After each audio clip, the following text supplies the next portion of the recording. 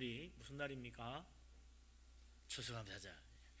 전혀 생각 못하고 교회 오신 분도 딱 들어오면서 오늘 추수감사절이구나 충분히 알 수 있을 거예요. 왜냐니까 뭐 앞에도 크게 현수막도 걸어놨지만 추수감사 예물들이 아주 푸짐하게 잘 진열이 되어 있어서 오늘 추수감사절이지 그 생각이 들지요.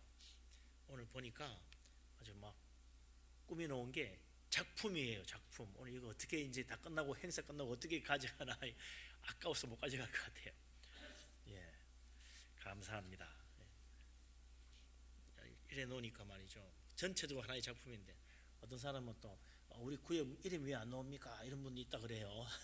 예, 섭섭할 수도 있지만 우리 하나님은 다 아시거든요. 예, 누가 어느 때서 뭘 냈는지 하나님 다 아십니다.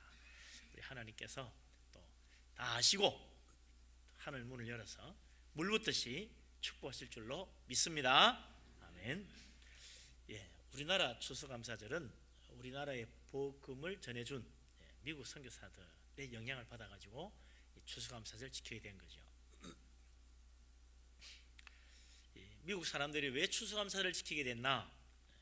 그것은 아주 오래전 역사가 있습니다. 본래 그들은 영국에 살던 사람들인데 신앙의 박해를 피해가지고 목숨 걸고 대서양을 건너서 당시의 신대륙 미지의 세계지요. 참 무시무시한 인디안들이 살고 있는 곳, 또 전혀 알지 못하는 각종 풍토병으로 죽을 수도 있는 곳, 그런 땅이지만 그곳에 가서 마음껏 이제 누구의 방해도 받지 않고 누구의 억압도 받지 않고 하나님 섬길 수 있다. 그거 하나 가지고 이 미국 대륙에 가서 정착하면서 살게 된 그 청교도들, 그들이 첫 해 추수감사를 하나님 앞에 드리기 시작하면서부터 이 유래가 돼가지고 오늘날 온 세계에 추수감사절을 지키게 된 거죠.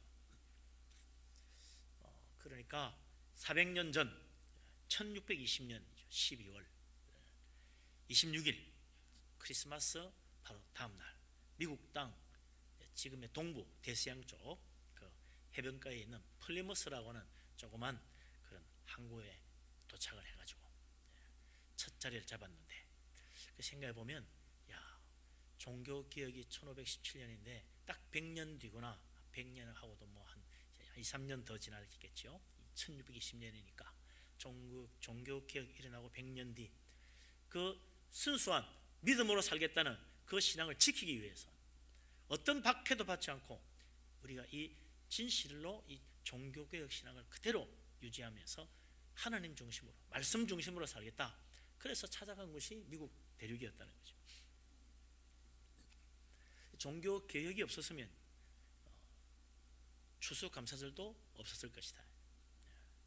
또 지금의 미국이라는 나라도 하나님 믿는 나라가 아니었을지도 모른다 이거죠.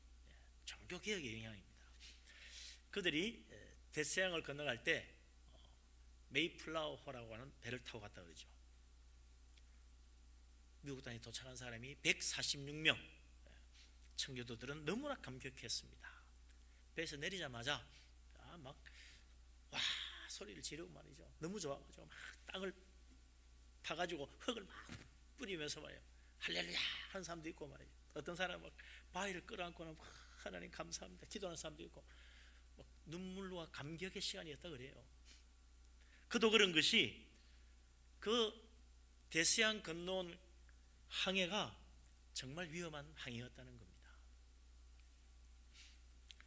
400년 전에 180톤밖에 되지 않는 뭐 당시에 돛단 범선이라고 하면 그렇게 적은 건 아닙니다만 대서양 건너기에는 사실 작은 배였지요.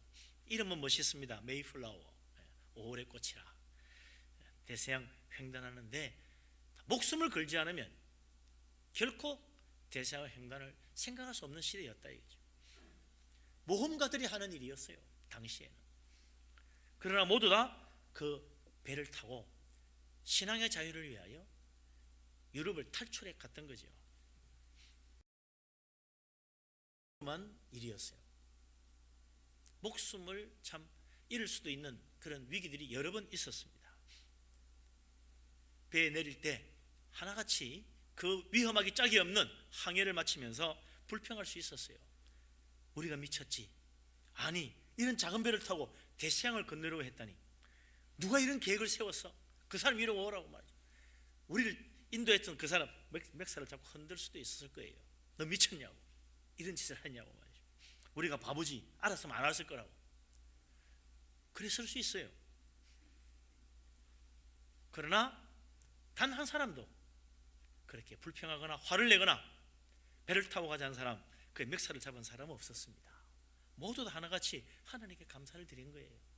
감사 감격한 거죠. 우리가 무사히 대서양을 건너왔구나.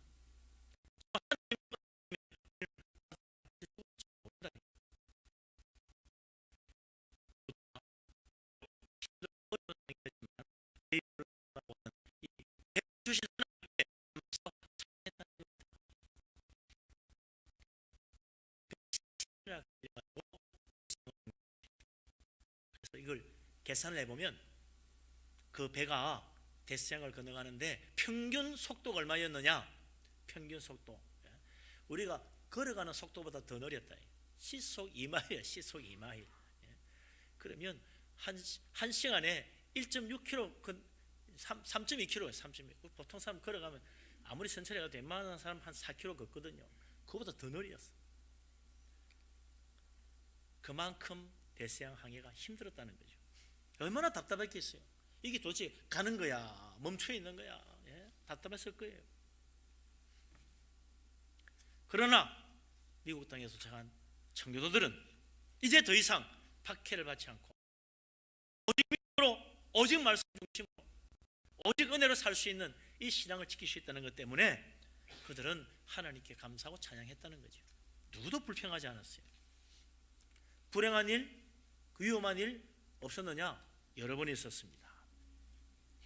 두 사람이 항해 도중에 병들어 죽었다 그래요. 항해 도중에 무서운 폭풍을 만나가지고 큰 돛대가 부러졌습니다.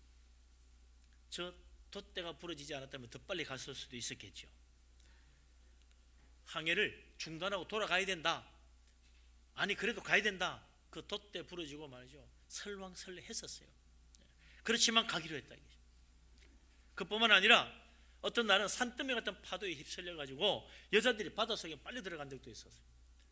그래가지고 다시 그 사람들 건졌는데 한 명도 참 사고를 당하지 않고 무사히 다 건졌다. 얼마나 감사한지. 하나님, 하마터면 정말 바다에 빠져 죽을 수도 있었는데 이렇게 다 한가지 건져가지고 다 무사히 올 수 있어서 얼마나 감사합니까? 하나님께 감사했어요. 그뿐만 아닙니다. 아메리카 대륙에 도착을 했는데 막상 배에서 내릴 수가 없었어요. 왜냐니까 아메리카 인디안들이 못 내리게 한 거예요. 오면 안 된다고. 우리 땅이라 오지 말라는 거예요. 그래서 배를 내지를 못하고 해변을 따라 어디 가서 배를 내려야 되나 이렇게 찾다가 저 위로 올라가서 이제 지금 미국 땅 동부 대서양 연안에 있는 위쪽, 제일 북쪽에 가까이 있는 곳이죠. 보스턴 위쪽에 있는 펄리머스라고 하는 조그만 해변에 배를 겨우 댈 수 있었습니다. 그러니 땅에 내리는 것 자체가 감격이에요. 하마터면 그 위험한 항해를 했지만 배에 내리지도 못하고 도로 돌아가야 할 뻔했다 이거죠. 3개월이 넘는 긴 항해 중에 이 위험한 일들을 당하면서 단 한 사람도 우리는 정말 유럽으로 돌아가야 된다라고 주장한 사람이 없었다는 것입니다. 저는 다 죽더라도 우리는 포기하지 말고 끝까지 신앙의 자유를 찾아 가자. 그래서 그 기어코 대서양을 건너서 무사히 미국 땅에 올 수 있었던 거죠. 좀 더 전하는 바는 이 원래 배가 2대였다 그러죠. 중간에 한 대는 결국 폭풍에서 위험해져 가지고 더 이상 가지 못하고 돌아갔다 그래요. 메이플라워 호만 끝까지 갔다. 400년 전 그 배를 타고 대서양을 건넜던 청교도들, 그들이 겪은 일들을 생각해 보면요, 이건 도저히 감사할 건 아무것도 없습니다. 감사는커녕 아까 이야기한 것처럼 누가 이런 결정을 내려가지고 우리를 이 위험한 대서양 횡단을 하게 만들었느냐, 그 사람에게 말이죠 정말 욕을 하고 멱살을 잡고 흔들만한 일이었어요. 또 위험한 일을 당하고 사람들이 막 파도에 휩쓸리고 그럴 때 우리 같으면 그럴 것 같아요. 선장해가지고 따지겠지요. 당신이 말이야 안전조치를 안 취해가지고 이래 됐다고 책임지라고 손해배상하라고. 그런 거 아니에요. 그러나 청교도들은 다 감사했습니다. 누구 하나 원망하거나 불평하지 않았어요. 이게 다 하나님 은혜라, 하나님의 축복이라는.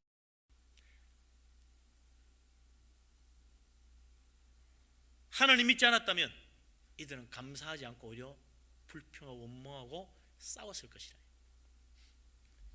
그러고 보면요, 감사는 세상적으로 잘 되었기 때문에 하는 것도 아니요, 인간적으로 소원이 이루어져서 감사하는 것도 아닙니다. 감사는 물질이 풍성해서 하는 것도 아니에요. 감사는 하나님 은혜를 기억하고 감사하는 거예요. 오늘 추수감사절인데 추수하고 풍성한 열매를 거두었으니 감사하는 것이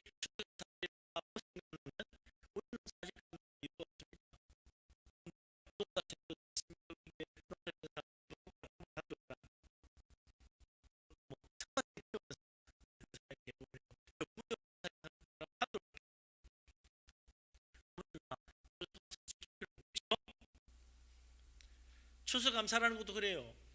아니 풍년일 때 감사하는 거지 흉년이면 감사가 아니라 그때는 추수감사절이 아니고 추수원망절이 돼야 될 거 아니냐. 추수불평절, 수지타산 따져보고 우리 가진 것 가지고 계산해가지고 감사하자 그러면 추수감사절보다 아마 추수원망절이 더 많을 거라.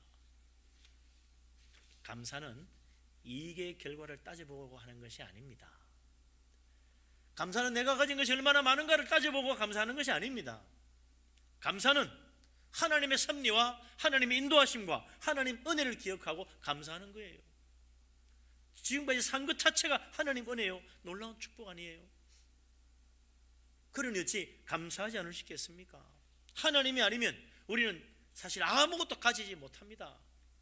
욥이 고백한 것처럼 우리가 빈손으로 왔으니 빈손으로 가는 게 맞다 이거죠. 벌거서 몸으로 왔는데 뭘 불평하겠느냐. 다 가져간다 한들 감사할 것밖에 없다. 욥의 고백 아닙니까? 감사는 하나님 중심의 신앙이 될 때 진실한 감사가 나오는 거죠. 사람 중심, 세상 중심, 재물 중심으로 생각하면 감사하기 어려워요. 아니 감사할 날보다 불평하고 원망하고 욕할 날이 더 많을 거예요. 우리가 인간적으로 생각해도 그렇잖아요. 추수감사를 왜 하냐? 아니 내가 열심히 노력해가지고 내가 일한 대가로 이렇게 좋은 열매도 거두고 풍성한 수입도 있고 잘 살게 된 거지, 내가 머리를 잘 써가 성공한 건데 누구 보고 감사하라는 거냐? 내가 남보다 한 발짝 더 열심히 달려갔으니까 출세하고 성공했는데 누가 이게 감사하라는 거요? 자랑할 건 있어도 감사할 건 없다 이거죠. 감사는 하나님 믿는 사람, 진실로 하나님 믿는 사람이 하는 것입니다. 오늘 이 추수감사절에 믿음으로 하나님 앞에 감사하고 하나님 은혜를 기억하고 하나님의 그 인도하심에 감사하며 우리 하나님 앞에 영광 돌리는 축복된 추수감사 우리 모두에게 주시기를 주의 이름으로 축원합니다.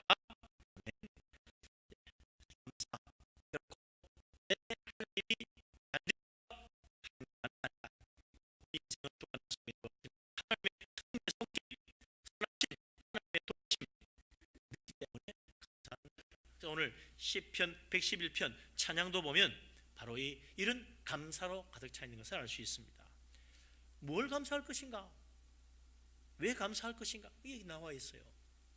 시편 오늘 111편 1절에서 4절 말씀, 1절에서 4절까지 먼저 한번 읽어봅시다. 같이 읽습니다. 할렐루야. 내가 정직한 자들의 모임과 회중 가운데서 전심으로 여호와께 감사하리로다. 여호와께서 행하시는 일들이 크시오니 이를 즐거워하는 자들이 다 기리는도다. 그의 행하시는 일이 존귀하고 음유하며 그의 의가 영원히 서 있도다. 그의 기적을 사람이 기억하게 하셨으니 여호와는 은혜로우시고 자비로우시도다. 아멘.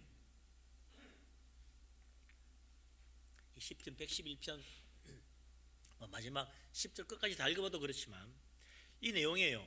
내가 얼마나 성공했느냐, 내가 가진 것이 얼마나 많으냐, 그런 이야기는 한마디도 안 나와요. 내가 얼마나 출세했느냐, 그런 말도 전혀 안 나와요. 이 시편 111편의 관심은 하나님이 무엇을 하셨느냐, 하나님이 나에게 어떤 은혜를 베풀어 주셨느냐. 그러니 우리는 온 마음을 다하여 하나님께 감사해야 된다는 거예요. 여호와 하나님 앞에 전심으로 감사하는 것, 이게 믿음이다. 내가 하나님 앞에 모여서 예배하는 이 시간, 내 마음으로부터 내 마음을 다하여 하나님께 감사할 것이라. 감사로 이 찬양이 시작하고 있습니다. 나는 남보다 더 성공해서, 더 출세해서, 더 많이 가져서, 더 좋은 집에 살아, 그게 감사의 제목이 아니라는 거죠.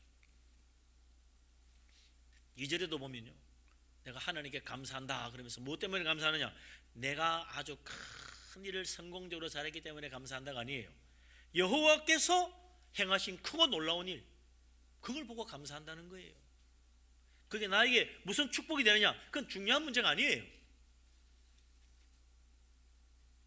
하나님이 위대하시기 때문에, 하나님이 행하신 일이 너무나 놀라웠기 때문에 그것 자체가 감사할 일이고 찬양할 일이라는 것입니다. 우리는 나하고 계산을 따져봐야 감사가 나오는, 이게 문제예요. 그래서 진정한 감사가 안 나온다 이거죠. 추수감사절 되면 그런 생각하는 거죠. 아, 요즘 세상에 뭐 추수감사야?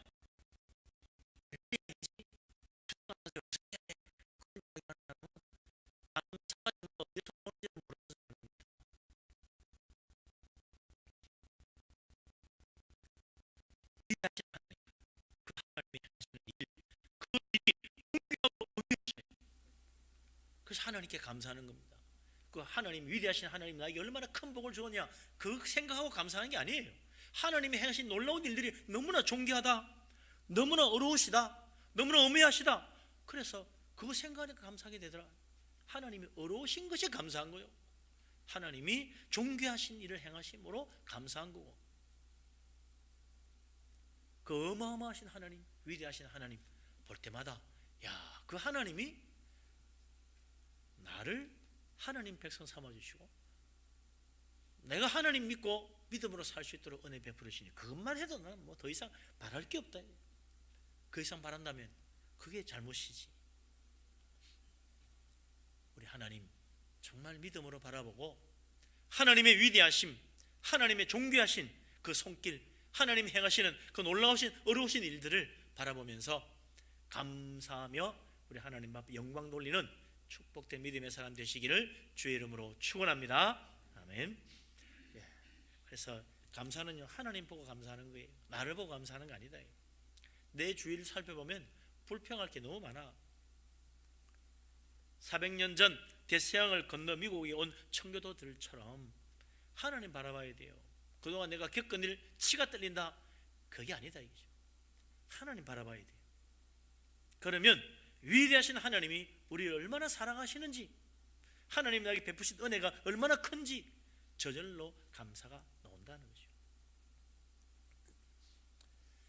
오늘 이 세상은요, 사실 감사가 없는 세상이라 그래요. 감사할 줄 모르는 세상입니다. 왜 그래요? 하나님 잃어버렸기 때문입니다. 하나님 놓쳐버렸어. 모두 다 무엇이 소중합니까? 내가 소중해요. 자기가 소중한 거예요. 개인주의에 빠져 있어요. 전부 다 개인주의 너무 빠져가지고 내 자유, 내 권리, 내 주장, 이 중요합니다. 나는 결코 무시받으면 안 돼요. 내가 나를 무시했다, 용서할 수가 없지. 예? 가정에도요, 다 내 자식이 소중해. 내 자식이 최고야. 남의 자식은 볼 것도 없어. 내 자식 건드리기만 해봐, 가서 그냥 다 요절을 낼 판이야. 내 자식이 잘 되고, 내 자식이 무시당하면 안 되고, 내 자식 앞에 서야 되고, 남들보다 더, 남 자식보다 내 자식이 더 높은 자리에 앉아야 돼. 우리는 그걸 가정중심이라 생각합니다. 가정중심, 자기중심적인 거지. 철저히 자기중심적이에요. 그래서 가족 사랑도 알고 보면 이기주의다 그래. 이기주의. 자기 가족만 사랑하는 거야.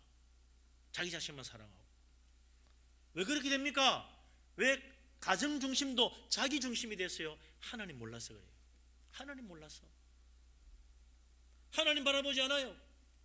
나밖에 몰라. 하나님 안 믿어요. 나를 믿고 살지. 하나님 안 찾아요. 돈만 찾지.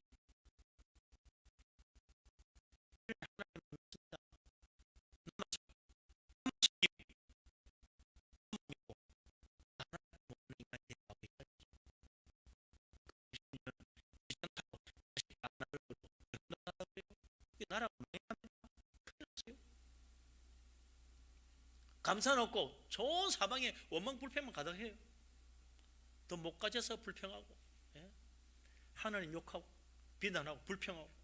하나님은 절대 감사의 대상이 아니에요. 원망과 불평과 비난의 대상이야. 지금 이 단을 가만 살펴보면요. 잘되면 내 탓이고 잘못되면 다 하나님 탓이요. 감사는 어디 간지 몰라요. 하나님을 잃어버리고 나만 찾고 있는 세상. 그러니 그 인생 기쁨은 없고 행복도 없어요. 늘 불행하기만 하고 늘 찡그리고 살 수밖에 없지. 하나님 찾아야 됩니다. 하나님 만나야 돼요. 하나님 바라봐야 되고 하나님 붙잡아야 됩니다. 그러면 우리 마음에 다시 기쁨이 솟아나고 감사도 넘치고 정말 이 세상에서 그 어디서도 찾을 수 없는 놀라운 행복도 하나님이 주시는 거예요. 잃어버린 기쁨도 찾습니다. 우리 하나님 다시 바라보고 위대하신 하나님 중심으로 신앙생활하고 정말 하나님 만나고 하나님께 감사하는 가운데 놀라운 축복으로 우리 하나님 앞에 나아가는 복된 믿음의 사람, 하나님 앞에 축복받는 사람 다 되시기를 주의 이름으로 축원합니다. 아멘. 마지막으로 말이에요. 사람들 그래요. 그런 말 하면 아유 하나님 나 해준 게 뭐 있다고 내가 하나님 감사하느냐고. 하나님 덕본 게 있어야지 뭐 감사하지. 그런 사람도 있어. 그 말도 뭐 틀린 말은 아니겠지요. 사절에도 보면 하나님이 기적을 베풀어 주셨는데 나에게는 왜 기적도 안 베풀어 주나? 사절에 보니까 기적도 베푼다는데 나하고는 하나님하고 거리가 멀어. 그런 사람이 있어요. 아무런 기적도 베풀어 주지 않는 하나님 볼 것도 없다? 과연 그런가? 아니라 이 세상 만물을 창조하신 전능하신 하나님, 그 위대하신 하나님, 우리 하나님 우리에게 베푸신 은혜가 얼마나 크고 놀라운지 모릅니다. 시편 111편 5절부터 10절까지 뒷부분 다시 한번 읽어보십시다. 5절부터 10절 좀 더 구체적으로 나와 관련된 하나님의 축복을 보게 됩니다. 같이 읽습니다. 여호와께서 자기를 경외하는 자들에게 양식을 주시며 그의 언약을 영원히 기억하시리로다. 그가 그들에게 문나라에 기업을 주사 그가 행하시는 일의 능력을 그들에게 알리셨도다. 그의 손이 하는 일은 진실과 정의이며 그의 법도는 다 확실하니 영원 무궁토록 정하신 바요 진실과 정의로 행하신 바로다. 여호와께서 그의 백성을 속량하시며 그의 언약을 영원히 세우셨으니 그의 이름이 거룩하고 지존하시도다. 여호와를 경외함이 지혜의 근본이라. 그의 계명을 지키는 자는 다 훌륭한 지각을 가진 자이니 여호와를 찬양함이 영원히 계속되리로다. 아멘. 뭐 대단한 일을 베풀어 주는 줄 알았더니 에이 뭐 매일같이 먹을 일용할 양식 준다네. 그거야 뭐 누구나 다 먹고 사는 걸 그게 감사할 일인가? 사실 우리가 매일 하루 세 끼 먹고 사는 게 얼마나 큰 축복인지 모릅니다. 이같이 큰 기적이 어디 있어요? 놀라운 은혜지.